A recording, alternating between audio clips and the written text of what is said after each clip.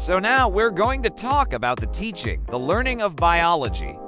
So in this module, we're going to discuss how to teach biology effectively. What are the misconceptions that students have about biology, and also how students learn biology? So there's 3 parts to it.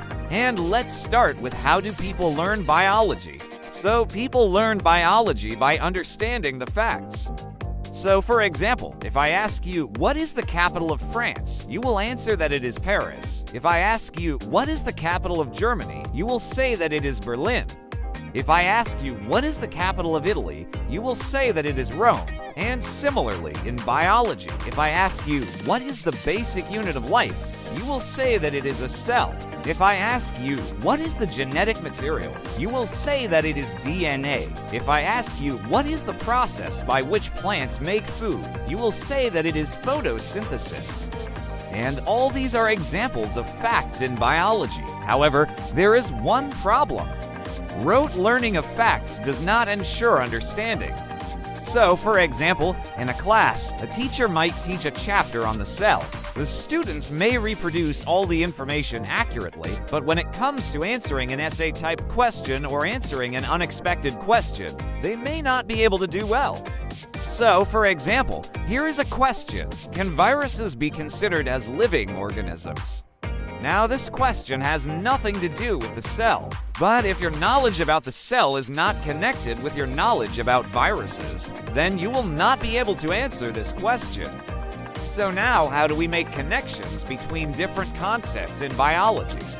Well, we can use the concept map. So this is a simple concept map related to the cell. And I have made some boxes here. Now you fill up the blanks. Okay, so what is the basic unit of life? Fill in the blank. Cell. What is made up of cells? Fill in the blank. Tissues. What is made up of tissues? Organs. What is made up of organs? Organ systems. And what is made up of organ systems? Organisms. Okay, so if you were to memorize only these few things from this concept map, it will help you make connections between different concepts. Now, what do you understand by evolution? So this is a very important question. So just pause the video and write down what you understand by evolution. Okay, now let's see your answer. Did you write down natural selection? No, that's not it. Did you write down survival of the fittest? No, that's not it either. Did you write down descent with modification? Well, that's something to be really proud of, because Charles Darwin proposed that life on Earth has changed over time. This is called evolution. And all the existing species have descended with modifications from a common ancestor. So now let's move on to the next topic, which is misconceptions in biology. Students often think that biology is a memorizing subject. Well, biology does require memorizing some facts, but it is not just about rote learning. It is also about understanding concepts and applying that knowledge. They also think that biology is all about plants and animals. Well, biology is the study of life. So obviously it includes the study of plants and animals, but it also includes the study of microorganisms like bacteria and viruses. Finally, students also think that biology is a hard subject. Well, biology can be hard if you don't find it interesting. So try and make biology interesting for yourself, and you will enjoy the subject. And finally, let me tell you how to teach biology effectively. So biology is a highly complex subject.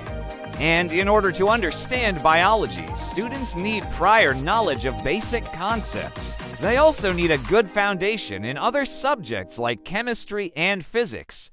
So if you, as a teacher, understand the requirements of the syllabus, then you can plan your teaching accordingly. You can also relate biological concepts to real-life situations. For example, you can discuss the importance of vaccination during a pandemic. You can also encourage students to ask questions. You can use models, charts, diagrams to make teaching more effective. You can also take the help of technology like animations and virtual labs. So now let's have a look at some important terms that you should remember from this module. So we talked about the teaching, learning of biology. So this is how students learn biology, by understanding concepts and by making connections between different concepts in the form of concept maps. We also talked about misconceptions. So these are some of the misconceptions that students have about biology.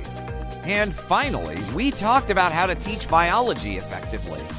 So these are some of the things that you should remember from this module. I hope you enjoyed this module. I wish you all the best for your career ahead. Thank you.